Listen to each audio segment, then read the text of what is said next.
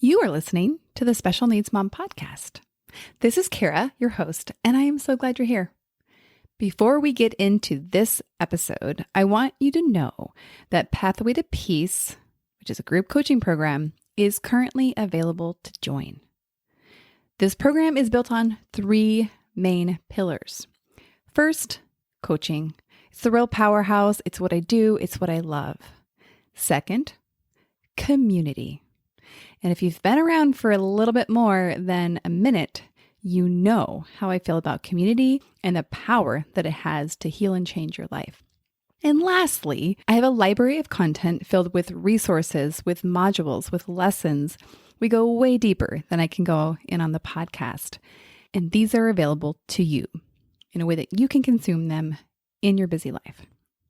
This program would be a good fit for you if you've stabilized past the point of initial diagnosis and find yourself spending a little bit more than you'd like to in overwhelm. And you can't imagine how, given all the things in your life, you can have any sort of peace ever again. Through the program, you will gain the gift of acceptance.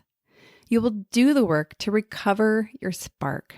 You'll leave the program with the tools and the confidence that you have what you need to have joy and peace part of your life once again. So it's time to change it up. I know you've been saying yes to everybody, especially serving with all your heart and everything you have to your child. Now it's time to say yes to you. Find the link in the show notes to get more information and for next steps.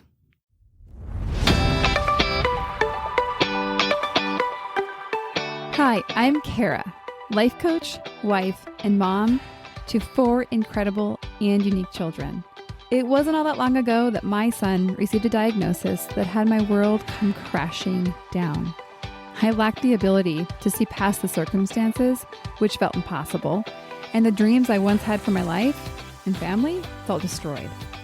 Fast forward past many years of surviving and not at all thriving, and you'll see a mom who trusts that she can handle anything that comes her way and has access to the power and confidence that once felt so lacking.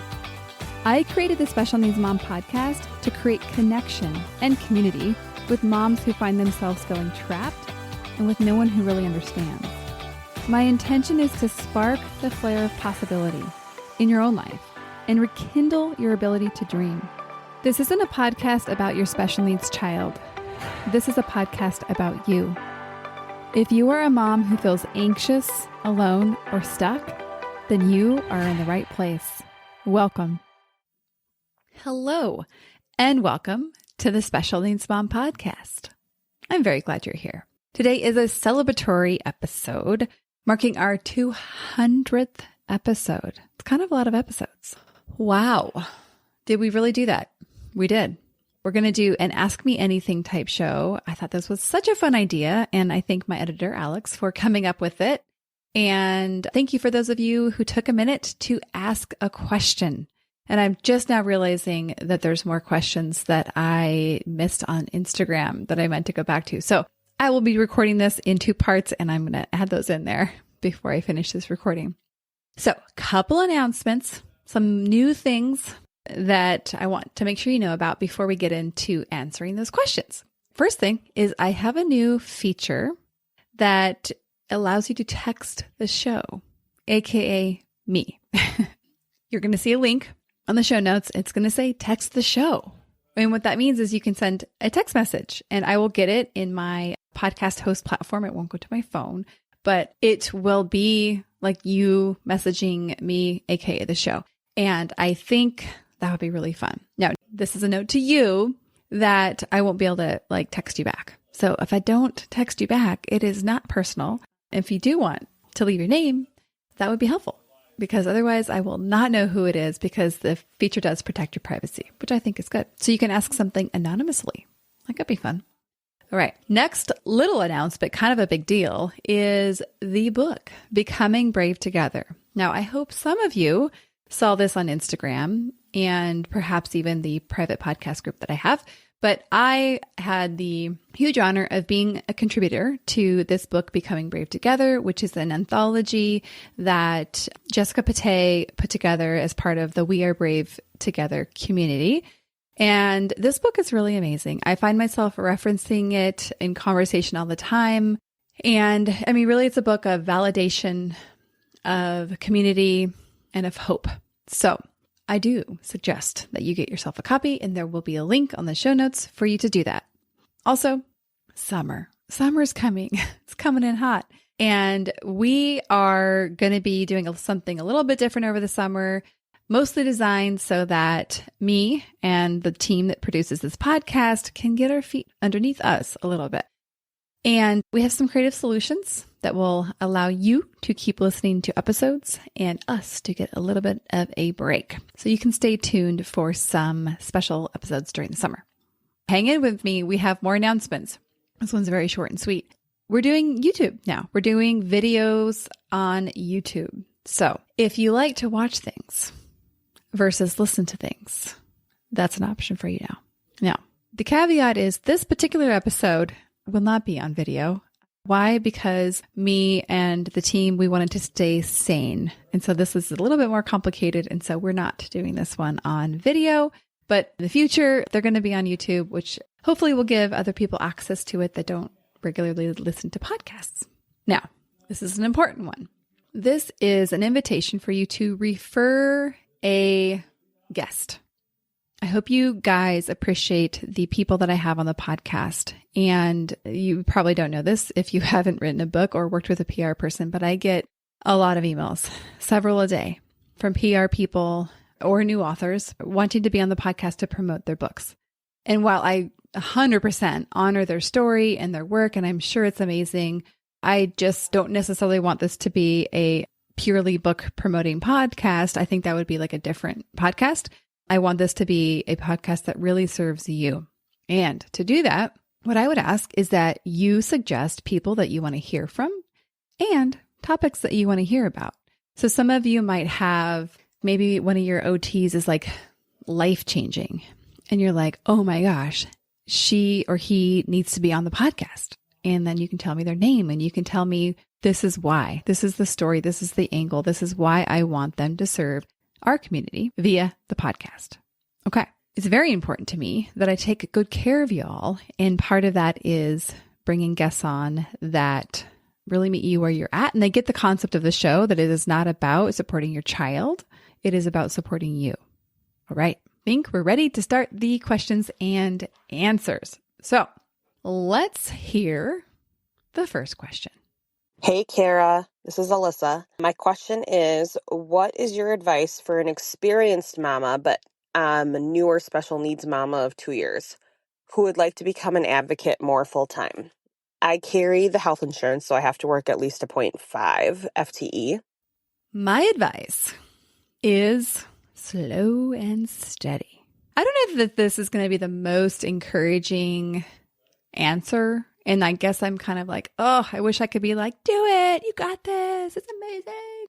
But I also want to acknowledge that supporting ourselves is, I think, a kind of thing we can do to ourselves. Like making sure that we have health insurance and we have the things that we need and making decisions to have that. For me, I like that choice for me. It puts me in a place that I can give and serve and know that I have my needs met. So slow and steady.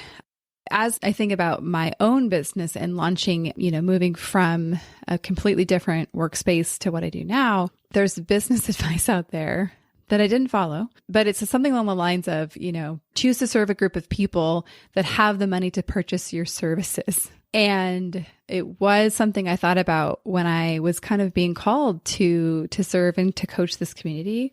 I was kind of putting myself in those shoes and being like, yeah, I don't know if they're going to be hiring coaches because in a lot of cases, they're strapped.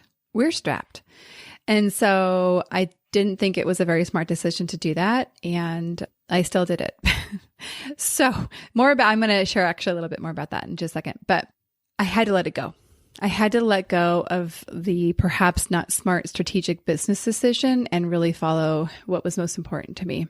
I'll actually share a little bit about the evolution because I'll actually have been getting more people reaching out, wanting to become coaches or having some similar type business. I hear that you're not looking to be a coach necessarily, but you're really looking to be an advocate, as you said, to serve this community. And I like a big fan. I think, yes, let's all get training. And I mean, maybe not all, that'd be kind of weird, but I love when I hear people wanting to work in this space. And I wish I honestly had, because they asked me, do I train people? And the answer right now is no. But in the back of my head, the answer is someday I hope to. That someday is probably quite a few years off. But I also said that about the podcast before I launched it. So you never know. Okay. So for me, I've been a coach almost 8 years. And for the first 5 years of my business and my practice, I worked part to full time in my previous career. My previous career, for all of you dying to know, was in the landscape industry. I wouldn't really call myself a designer, but I did have to do some design to make it all work. It's not my heart. And I was a project manager and I did all the different things. I got to work with uber high-end people and people that had a lot of money to spend on really beautiful things. So it was actually a really fun job. I was fortunate to be good at it. And so I was able to eventually work myself to kind of weaning off of that security of being 100% employed to jumping to be 100% self-employed in June of 2021. Now, if you've been around a while, in the fall of 2021 was also, so time span here is just a few months later after I launched myself into be 100% self-employed, my son had a scan that revealed that he had now recurrent brain tumors. So that took me on a little different turn than I had expected and anticipated. Well, I mean, a lot different turn. It was like a full-on U-turn with like wheels screeching. But ultimately, as hard as it was also a huge blessing that I didn't at that time have a job to worry about keeping or doing well at during this time. Also, I think what I'll share is that, of course, you guys are aware of this podcast and, I talk a lot about the group coaching that I do, and that is only part of my business. So I have kind of what I say, two parts of my business where one is more that leadership, executive coaching, working inside of organizations. And then this other part is the podcast and group coaching that I do. And most of my earnings come from the business side. I wouldn't be able to sustain myself at this point with the group coaching. I'm not even sure, actually, if it offsets the cost of producing the podcast. So when I ask for you to share the podcast, I would really appreciate you sharing the podcast. No, I mean, I say that like I have a chip on my shoulder. I do not. I do this because I love it. And, a lot of people go into podcasting because they want to make money. I also don't know if I'd recommend that. So back to my advice. It's slow and it's steady and it's following your calling and your heart to serve and really trusting that the rest falls into place. So maybe it won't look like as fast as you hope it will be, but I do believe that it will work out. I believe that you following your desire to serve people, that there is a path to do that and to support your family. Let's do the next question. Hi, Kara. It's Ashley Barlow. First of all, thank you so much for all of the information and the guests and the connections that you bring on your podcast. I just think it's amazing. My question is what your favorite thing is about the sibling bonds that happen when your family includes a person with a disability. I would also love to know what your kids think about that. What is their favorite thing, or what is something they have learned or experienced that has helped them grow as a result of having Levi as a sibling?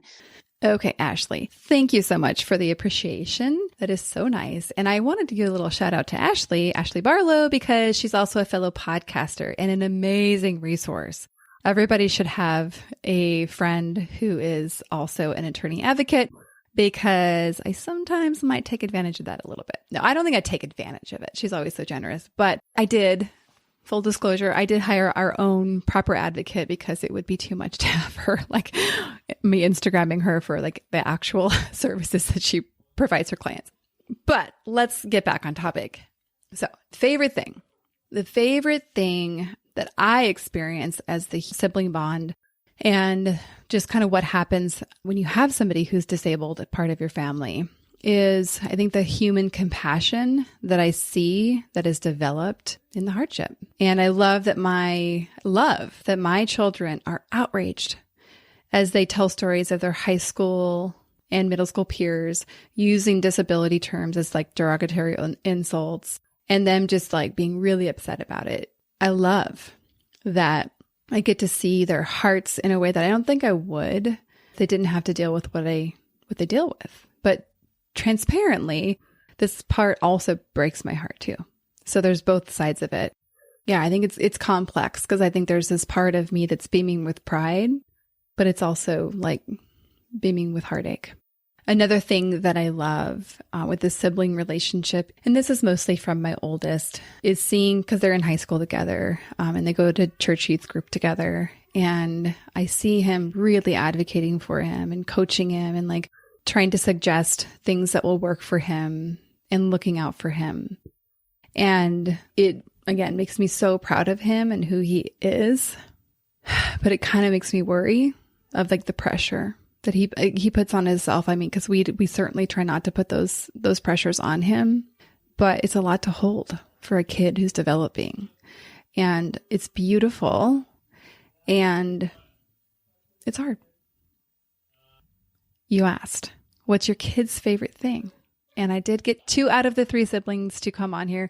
The third, he has an answer, but he wasn't in a place where he felt like he wanted to come on. And I respect where he was at. And I actually think I kind of brought it up for him answering the question because you guys might relate to this. It's actually really easy to come up with all the hard ways it is to have a sibling like some of you might have in your families or your children would have. And so it's a little confronting when it's like you're trying to find the good things. And there certainly are good things. Clearly, we're talking about those. But if you're finding yourself having a hard time seeing through all the hard things to get to the good, just know that you're not alone.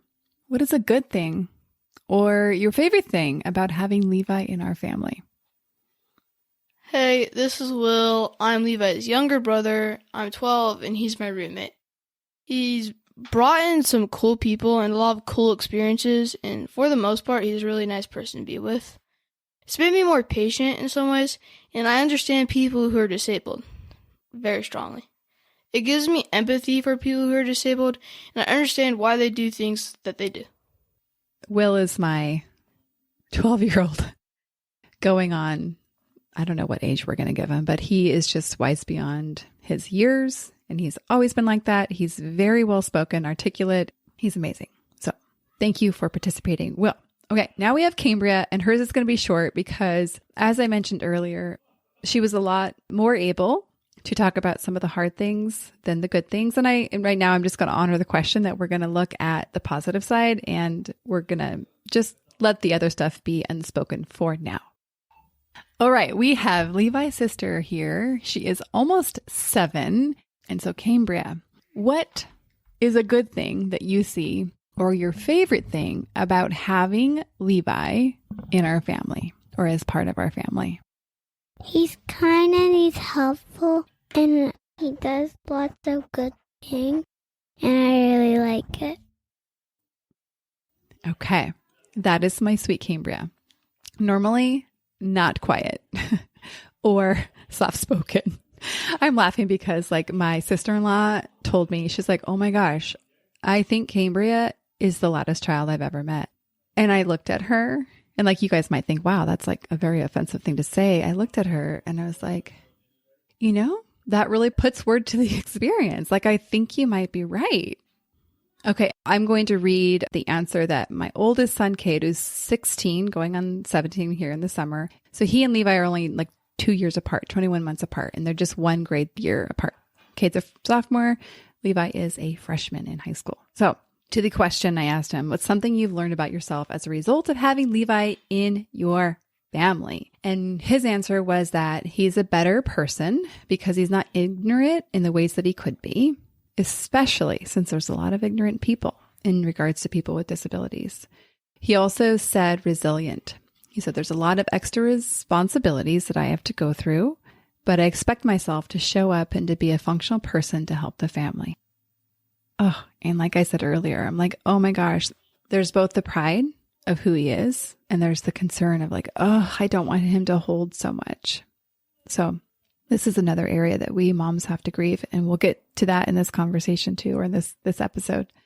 Okay, and back to what Cade said. He said, I want Levi to be able to have the best life that he can, and it means I try to push him to go outside of his comfort zone, and I don't give up on him, even when he's not super receptive or flexible. And this is, I think, something I get to witness that like time and time again, like it is the resilient piece, I think, is absolutely accurate, that I see Cade not giving up on Levi when it would be quite easy to. So my mom heart is just so happy that I have these humans that are so amazing in my family. All right, our next question is from Alex. And her question is, what is my favorite thing about being a mom? Now, I'm a little embarrassed to say that this question was really hard for me to answer. But I think more so because I'm somewhat indecisive about favorites, because I have a hard time like saying, oh, yeah, you're like my best friend, because I don't want to leave out other people. Being an includer is like part of who I am. What comes to my mind is getting to witness my kids becoming who they are. Additionally, I think I like the influence I have about how they think about themselves and how they treat others and how I teach them to treat others. I think just the word, as I thought about this question, that comes to my mind is delight. Like I just delight in who they are. And for me, that is the best part about being their mom. Okay, our next question is from Kelly. Hey, Kara. My question for the show is how to walk alongside siblings who are grieving the loss of a quote unquote typical sibling, and just to walk alongside their grief, especially those of us with severe and profound kids with disabilities. I'm finding it harder and harder on the siblings to just process and deal with their feelings. And anyway, would love any insight or professionals who might have any recommendations. Thank you. So the answer to this question for me came very easily. As I was listening to it, actually the first time I said it out loud, I'm like, get good yourself. So the short answer to this question of how do we walk alongside the siblings in grief? And it's doing it yourself. And you might be like, well, I already am, which I'm sure you are.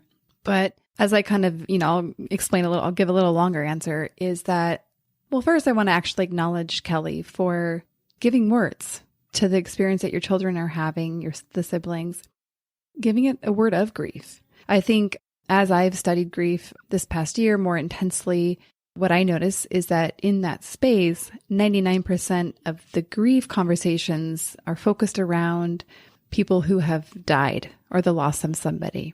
And so it's a kind of a underrepresented area of grief, not having, lost somebody to death, but the experience of not having something that you thought you would and that you might still long for.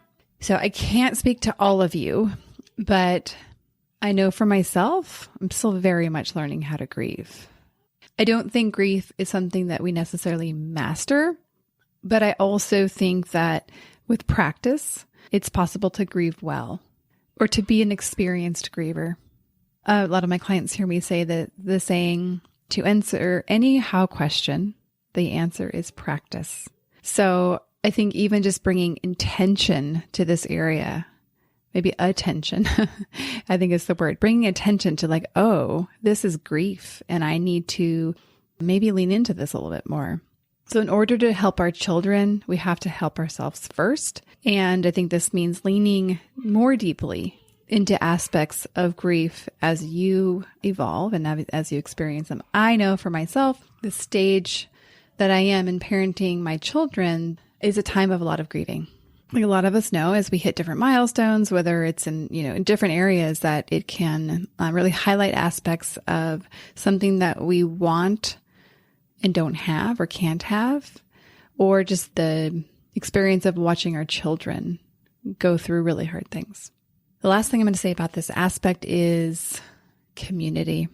There's a fantastic book called The Wild Edge of Sorrow. It's by Francis Weller. And he talks a lot about, and this is where I learned that grief is not intended to be a solo activity. Grief is intended, we are designed to grieve in community.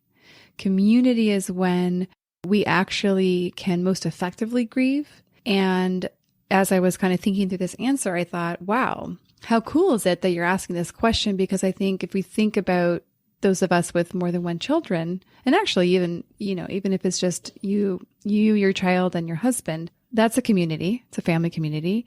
And that actually grief conversations and maybe even rituals, I know that sounds so serious, but read the book, you'll understand, I think can be incorporated into our families. And having our families be somewhere that we hold space for grief and acknowledge that grief is our lifelong partner here to stay as we parent.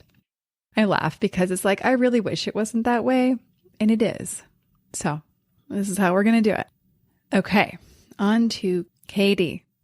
Hi. This might be kind of a personal question, but I would love to know your insight and advice on how you guys have handled the financial stress of being special needs parents. I feel so crippled all the time by just always knowing there's another bill coming. There's a therapy bill or a medical bill or a hospital stay, and just knowing that those are always coming, I just feel crippled. I feel like I can't ever enjoy spending money. I can't ever go do something fun, and I can't ever spend any money on myself. And even though I know there's money there, it feels like it always has to be saved for medical. And I would love any advice on how you might have handled that stress or that anxiety around it. I just love any insight that you had. Thank you. This is such a good question. I love that you asked a question like, I'm not sure if this is too personal. Bring it on. Thank you for asking the question. So this is actually a topic that's been on my mind a lot. I actually had intended on doing some episodes looking at some aspects of this, and I will. My editorial calendar got a little disrupted. As I'm producing this podcast, I'm also dealing with hospitalizations and, all these kind of things. So I do sometimes have to make some pivots. So let's say fall. Let's say fall is going to be when I start to bring some of these topics more time and space. But for now, what I want to say about this is that your question was so well articulated in the way that I think a lot of us experience financial stuff. I don't want to use the word hardship because it's not actually always a hardship of money. It's that we are experiencing our relationship with money. So there's a very interesting concept about money, or saying about money, that like there's the math of money, like actually how much you have or don't have in the bank. And then there's everything else, which really is a way of saying most of our experience with money is all this thoughts and beliefs we have about it. The math part is actually a very, very small part of how we experience our financial worlds. So I talk a lot about our relationships to things, and we have a relationship with money. One of my favorite descriptions of a relationship is a collection of thoughts we have about something. So if I were to ask you to download and to tell me all the things you think about money, we would find a long list and we'd be like, ooh, a little bit complicated. And most of us, I'm certainly not all, but many of us have a relationship with money that would fall under this area of like, there is not enough. Like there's a belief that there is not enough, or some variation of that. There's little differences and nuances for everybody. And so regardless of how much money is in the bank, this is the math, always feel like there isn't enough. And so it suggests that there's so much opportunity to really understand your relationship and to work on your relationship, just like you would in a relationship with a human being.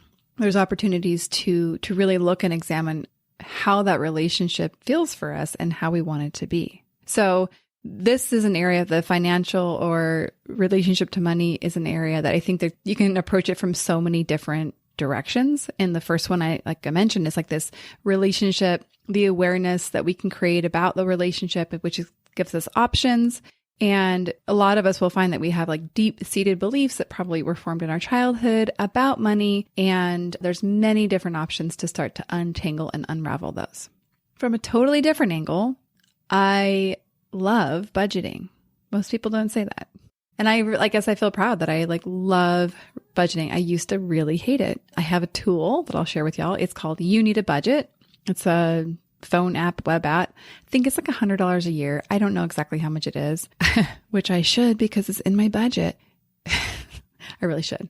It's about $100 a year. But basically, this tool is designed to be able to assign the money that you have to how you want to spend it. So it allows you to be very intentional with your money, but it also has this ability to be flexible because we all know that we don't know what's around the corner.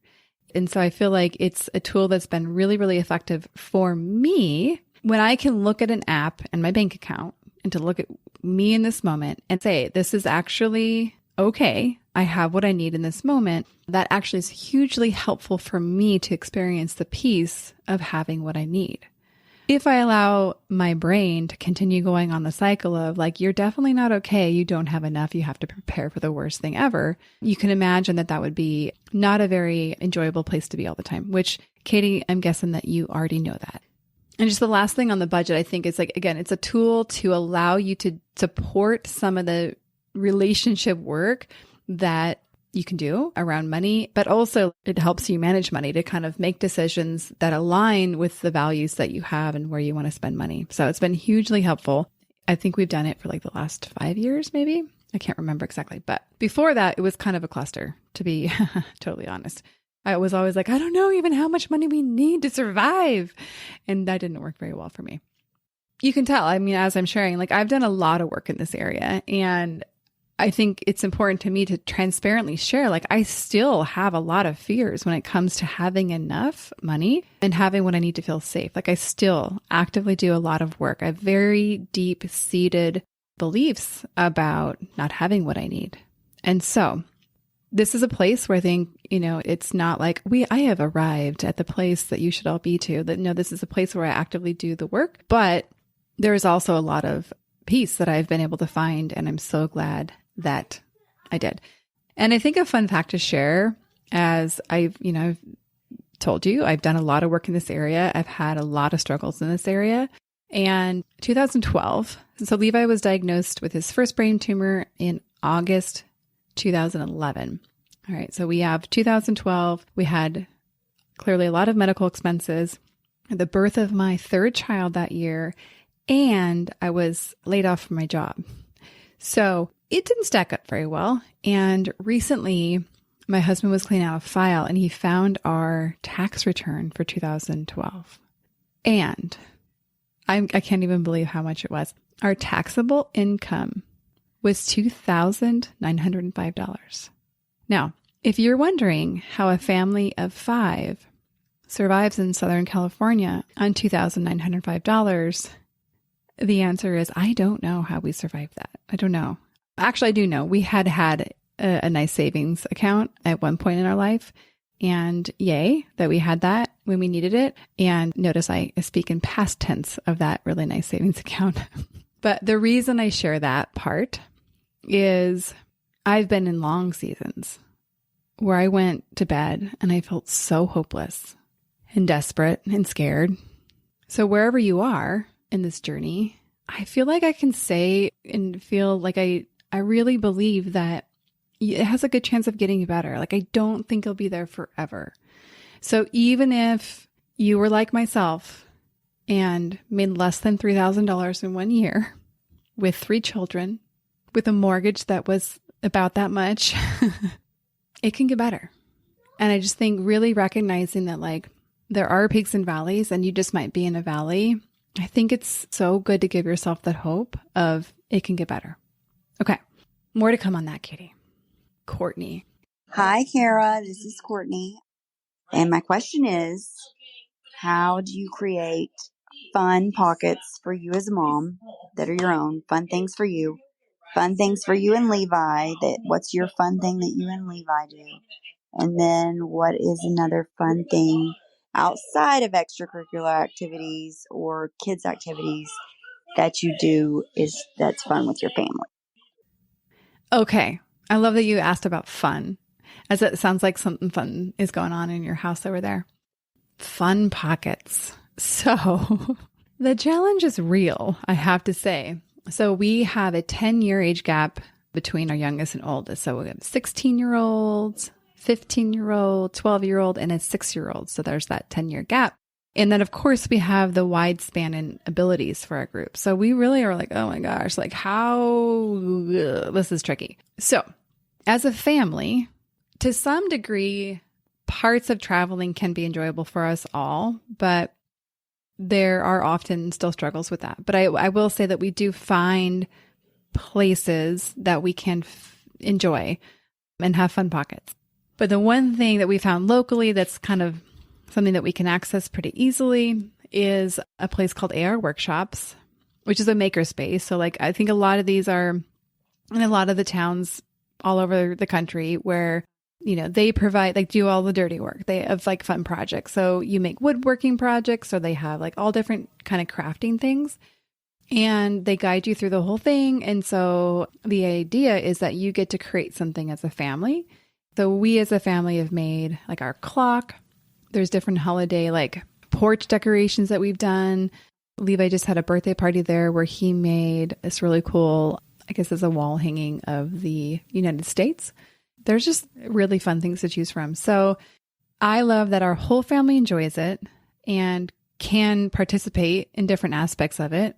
And I like that Levi really shines in this space, because that's often not the case, that he's not as into something. And so I feel like everyone's happy when we're there. And I'm very thankful for that.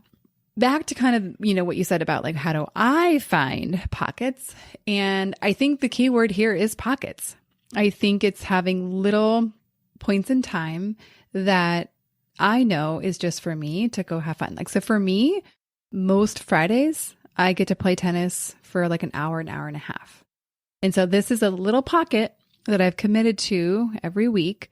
I get to go and smack a ball around, try to get it to go where I want it to go, to be outside, to be with people that are regular people that are, you know, becoming more friends. So that's like one thing that I find for myself. And I think the key again here is pockets. And then you asked about things for me and Levi. And that's where I feel like, ooh, I'm kind of coming up dry. I don't know that we actually have these pockets developed. One of the area he struggles in is like having interests, or maybe it's better said, having interests that he can like access and do. And so with that, he does like crafting. And so the challenge here is that like I have 3 other children. And so focusing on a craft together with him at the same time I am parenting my other kids can be a little tricky. I'm still figuring that out. So if y'all have any insight on how to have fun pockets in that, let's talk about it. Because, you know, I'm not giving up. We just don't have it yet. Okay. Thanks for this question, Amanda. If you could go back to when your son was first diagnosed, what is one thing that you were really proud of yourself for doing or handling? And what is one thing you wish you could have given to yourself for advice then? My honest answer to this question is surviving. And I was tempted to minimize that when I was thinking about it. Like, oh, it's like low bar to say that. But actually that's not. It was a really hard time. And I wasn't the person I am now. I didn't have any of the skills or resources that I have now. I knew nobody in this space. And, you know, so 13 years later, I want to say I'm a very different person. And I mean, I think I shared it earlier in this episode, but like when Levi was first diagnosed, I think I did it. I can't remember if I said it. I was 10 weeks pregnant with my 3rd child. And then once we got out of the hospital, I think, like I said, I was laid off from my job. So then, you know, come in the financial hardship. And at the time my husband had so a month before Levi's diagnosis, my husband had quit his job to open a business. That wasn't good timing. So surviving. And that wasn't nothing. And I'm really proud that I did that. And I'm proud that I went on step by step, very slow. This happened over many, many, many years. I rebuilt my life. I got the resources. I got the skills. And so I think long term, what I can say is I'm proud of who I've become. And that's not nothing either. And then you asked about what advice I would give myself. I think the answer to this is you're going to be okay. You'll find community. I don't even think I would have known I needed community, but you'll find community. You'll find your footing. You're going to be okay. It's not always going to be this hard. You're going to be even better than okay. Like, you're going to have a really good life. So I think that's what I would give myself. All right. And the last few questions were more about the podcast. And so I grouped them here.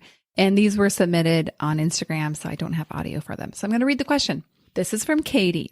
She said, how do you come up with your content? Do you plan ahead or just record when you feel inspired? And the answer is a little bit of both. I aim, and I have it on my wall over here.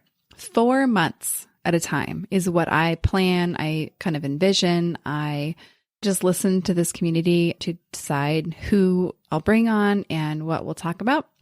I kind of like try to look at themes and seasons and that kind of thing, but I don't always follow that.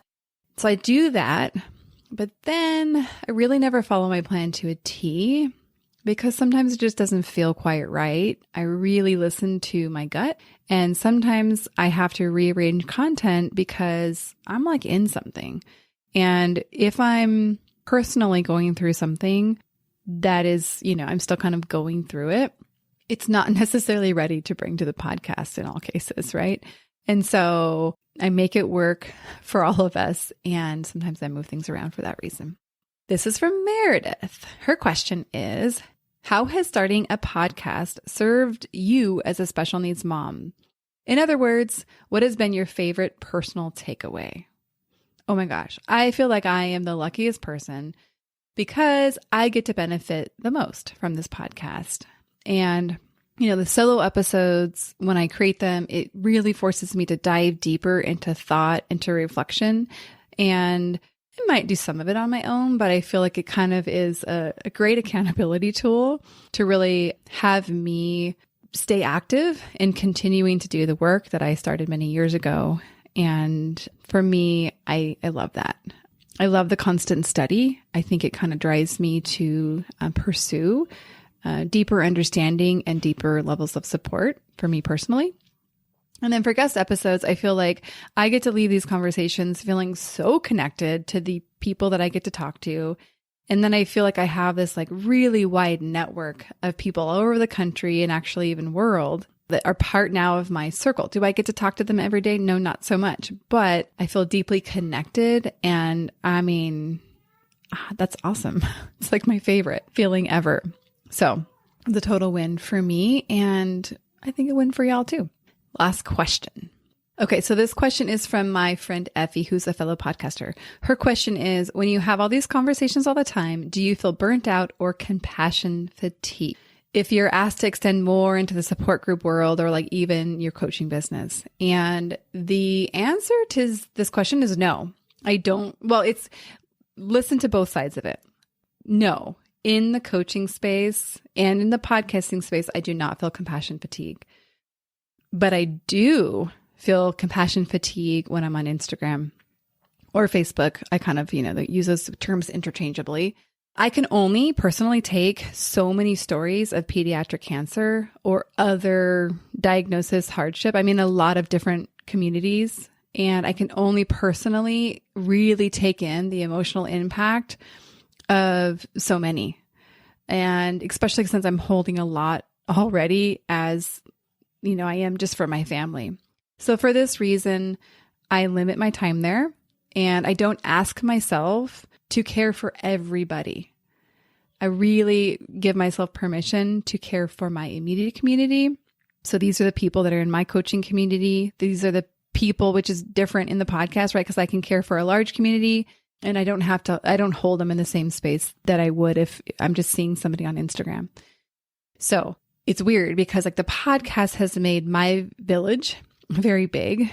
And like one thing I have to say that I really don't like is that I can't remember all the details that y'all share with me about your stories. And I really don't like it.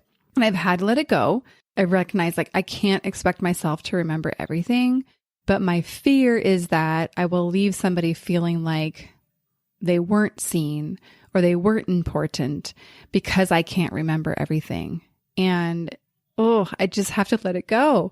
Like I said, it's just really important to me that people are left feeling cared for, but I also have to care for myself and acknowledge I'm just one human being, and my mind can barely hold all the medications that my son takes without looking at a list. So we have to be human. And then I want to answer specifically about the coaching work and holding space for that community and why I don't feel compassion fatigue in those areas. Because clearly my clients are going through really hard things. I've had 2 clients in the past year lose their children. So I think this is why I think it is, right? The reason I don't find that I become like overly weighed down or like in the term compassion fatigue is because I don't relate to them as needing to be fixed or that I can take away their problems or pain. My job is to help hold space for that. So really just being a witness is all I have to do. But I relate to them as whole, complete, and capable. And I think if I related to them as somebody that I needed to rescue, then I would go under real deep, real fast. It would just be too heavy to be able to hold that for the community that I do. I actually end up leaving coaching conversations, coaching calls when we meet as a community feeling so filled up because I get to witness and be in awe of these women as they're growing and as they're celebrating. Like one of my clients is experiencing some emotions that she hasn't felt in a really long time.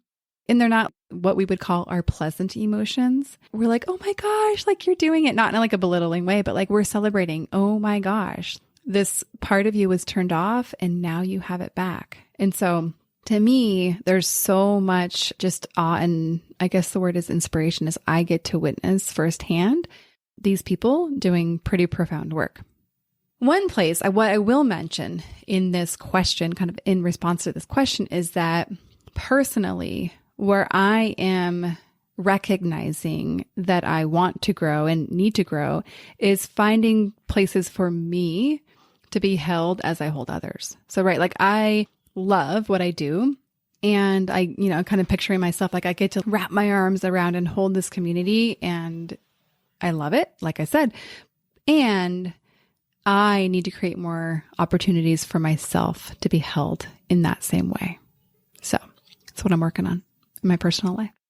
I think that's a wrap for this episode. And I hope you had as much fun as I did. So now would be a great time to go leave a review. Tell future friends, people on the internet, that this is a podcast that is worth listening to. You may not all know this, but the reason reviews and ratings are important on like Apple Podcast or Spotify is because when you go leave those, it tells those 2 platforms like, oh, okay, we should suggest this to other people because this one person liked it or these 3 people liked it. And so it helps other people find the podcast. And, I think that would be a kind thing to do for them. So happy 200th episode to y'all. Because if you didn't show up to listen, I don't think we'd be here. And I do this because I believe in you and because I love you. We'll see you on the next 200. One more thing before we officially wrap up this show. Sometimes when I'm listening to podcasts, I have the experience of wanting more. I'm listening at the very end thinking, I sure wish that episode didn't end. I invite you, if you feel in any way the same way, I invite you to the Special Needs Mom podcast community, which is a free group that I host on Facebook, where we as a community of fellow moms who listen to this podcast and are experiencing life in similar shoes, get to talk to one another, get to share stories, get to actually interact. I hope you'll consider joining. See you over there.